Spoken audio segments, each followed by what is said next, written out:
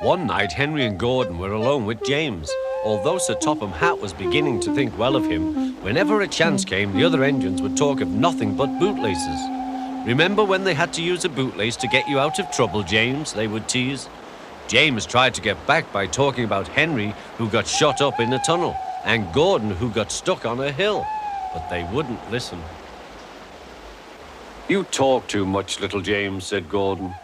"A fine, strong engine like me has something to talk about. I'm the only engine who can pull the express. When I'm not there, they need two engines. Think of that. I've pulled expresses for years and have never once lost my way. I seem to know the right line by instinct." Every wise engine knows, of course, that the signalman sets the switches to make the engines run on the right tracks. But Gordon was so proud he had forgotten. "Wake up, James," said Gordon next morning. "It's nearly time for the express." "What are you doing? Odd jobs?"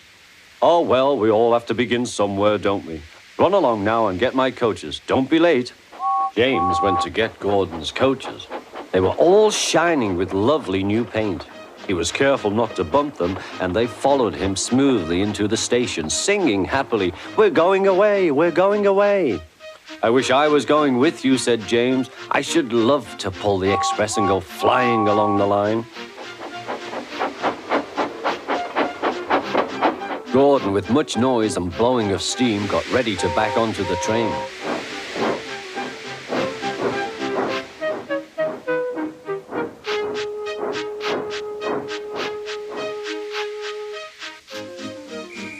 Sir Topham Hatt was on the train with other important people, and as soon as they heard the conductor's whistle, Gordon started. Look at me now, he puffed, and the coaches glided after him. "Poop, poop, poop, poop, poop. Goodbye, little James. See you tomorrow." James watched the train disappear and then went back to work. He pushed some freight cars into their proper sidings and went to fetch the coaches for another train. James had just brought the coaches to the platform when he heard a mournful noise. There was Gordon trying to sneak into the station without being noticed. "Hello, Gordon. Is it tomorrow?" asked James. Gordon didn't answer. He just let off steam feebly. "Did you lose your way, Gordon?" said James. "No, it was lost for me. I was switched off the main line onto the loop. I had to go all round and back again."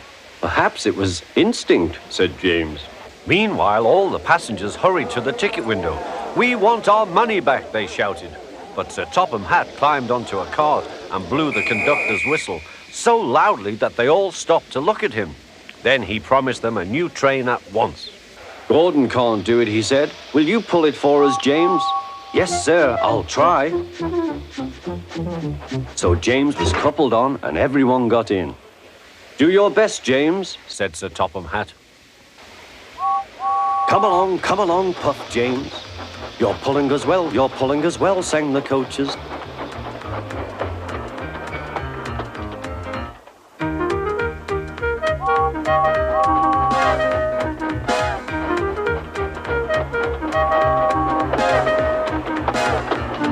Bridges and stations flashed by, the passengers cheered, and they soon reached the station.